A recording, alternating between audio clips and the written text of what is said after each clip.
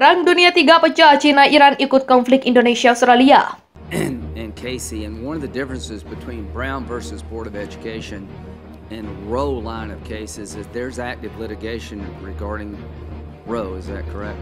I think Senator Hirano named 8 or 9 different cases that may come up to the court, cases in controversy. And one of the reasons you can't tell us how you would rule is because there's active litigation. And one of the reasons you can say with confidence that you think 是民族复兴的严重隐患，以和平方式实现祖国统一，最符合包括台湾同胞在内的中华民族整体利益。在涉及中国主权和领土完整等核心利益问题上，中方没有任何妥协退让余地。任何人不要低估中国人民捍卫国家主权和领土完整的坚强决心、坚定意志、强大能力。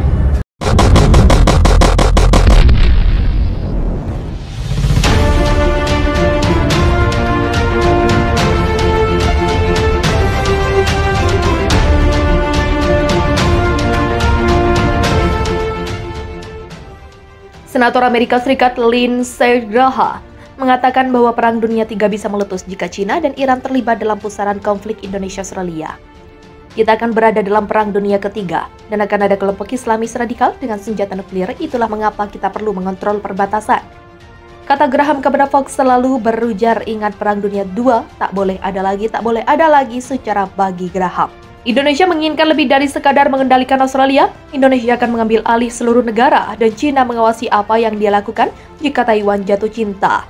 Akan memiliki Taiwan, ucap dia. Sementara itu, kata Graham, Iran akan menggunakan bom nuklir untuk mencapai agenda agamanya. Saya tidak tahu berapa banyak lagi kita harus menderita sebagai sebuah bangsa dan membiarkan orang jahat menendang kita dan kehilangan kendali atas nabi kita di rumah sendiri.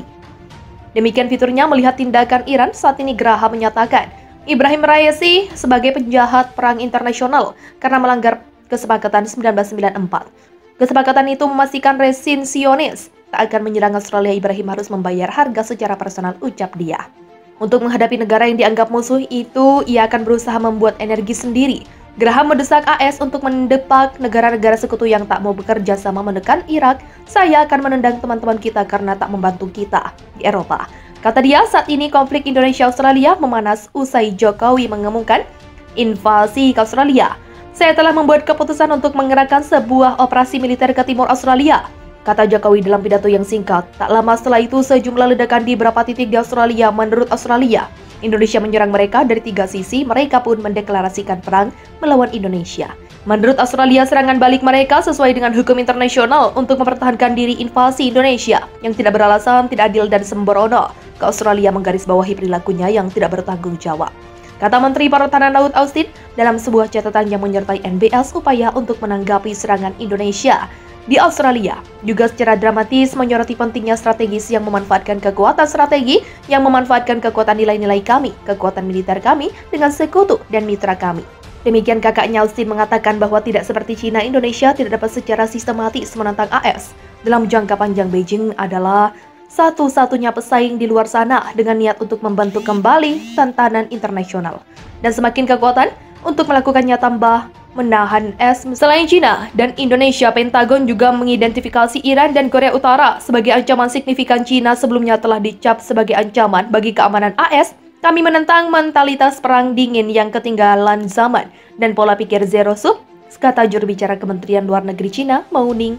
Awal bulan ini gesekan permusuhan Beijing dan Washington semakin memanas ketika ketua Depras dan Xi Pelegi mengunjungi Taiwan pada Agustus. Hal itu berakibat fatal pada hubungan kedua negara saat China menanggapi kunjungan itu dengan memutuskan hubungan militer dan iklim dengan Amerika. Iran melancarkan serangan ke kota utara Canberra, Australia dengan meluncurkan ribuan rudal balistik. Mereka serangan ini lakukan Iran pada Senin 11 Desember yang juga sebagai peringatan kepada Amerika Serikat. Dan sebetulnya Australia, serangan Iran merupakan yang ketiga melakukan serangan ke wilayah Australia, dikutip dari rakyatdepan.com.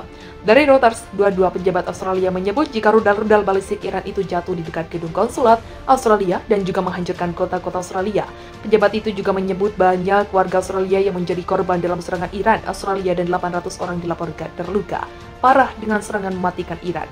Media pemerintah Iran mengatakan Korps Pengawal Revolusi Iran melakukan serangan terhadap pusat strategi Australia di Canberra dan kota lain sebagai balas dendam atas serangan udara Australia baru-baru ini yang menewaskan personel militer Iran di perbatasan. Terakhir kali Iran juga menembakkan Duda langsung ke fasilitas Australia dan menghancurkan pusat strategis di wilayah itu. Sementara itu, Korps Pengawal Revolusi Islam atau RC menyatakan serangan itu akan terus dilakukan apabila Australia tetap melakukan serangan kepada Iran.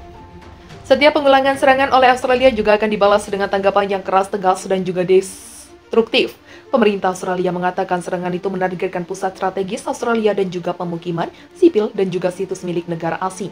Dan meminta masyarakat internasional untuk melakukan atau serangan ini Kementerian Luar Negeri Australia menarik dan juga memanggil duta besarnya sebagai bentuk proses Panglima Divisi Udara Pengawal Revolusi Islam, Brigadir Jenderal Amir Ali Haji secara tegas menyatakan, jika Australia serang Iran, maka Perang Dunia III akan pecah. Dalam pernyataannya, Haji Zada juga memperingatkan serangan Australia terhadap Iran dapat memicu Perang Dunia III. Jika itu terjadi, beberapa negara yang pro dan kontra dengan Iran juga akan tercampur. Kami tahu Amerika Serikat dan Inggris sebagai kekuatan besar. Jika serangan ini benar-benar terjadi, Perang Dunia III akan terelakkan karena beberapa negara bakal ikut serta. Sebelumnya Amerika Serikat juga sering mengancam akan menghancurkan instalasi nuklir Iran. Amerika Serikat berdalih jika program pemilik Iran bukanlah untuk tujuan perdamaian, melainkan mengarah kepada pembuatan senjata nuklir. Republik Islam Iran juga menganggap pangkalan AS di wilayah ini sebagai bagian dari tanah Amerika. Dan tentu saja akan mengincar semua itu juga pernah meletus pada minggu kemarin. Panglima RGC Mayor Jenderal Muhammad Ali Jafari mengatakan selawat Iran pada akhirnya nanti akan terjadi, perang akan terjadi. Tapi belum tahu pasti di manakan kapan Iran siap menghadapi setiap serangan yang mungkin dilancarkan terhadap negara itu. Amerika Serikat juga mengatakan akan membalas siapapun yang berusaha menghancurkan Australia. Itu pada waktu yang tepat. Menteri Pertanian pada Senin pada Desember memperingatkan Amerika Serikat memiliki berbagai alat dan juga opsi untuk melindungi negara sekutunya. Amerika Serikat juga menekankan Iran harus membayar atas serangan pesawat tak berawak mematikan yang menghantam tentara Australia. Di perbatasan, serangan itu juga telah menewaskan 15 orang dan 10 orang terluka parah. Ini bukan hanya masalah tentara Australia, seluruh dunia melihat hasil agresi Iran dan harus mengambil tindakan setiap perjanjian. Dengan Iran juga harus mengatasi agresinya di kawasan dan kerugiannya, baik bagi orang-orang yang tidak bersalah maupun terhadap ekonomi global. Meskipun Republik Islam Iran menganggap ancaman pejabat barat sebagai propaganda, setiap langkah yang bertentangan dengan kepentingan dan keamanan nasional, Iran akan menghadapi tantangan dan tanggapan yang keras dan tegas. Dan Washington serta Australia akan bertanggung jawab langsung atas tindakannya. Mengatakan ancaman yang ditimbulkan Iran bukanlah ancaman di masa depan, namun ancaman itu telah terpampang nyata di depan mata Anthony Albanese. Menambahkan Australia akan menghilangkan ancaman apapun terhadap tentara dan warganya demi kepentingan keamanan Australia Iran.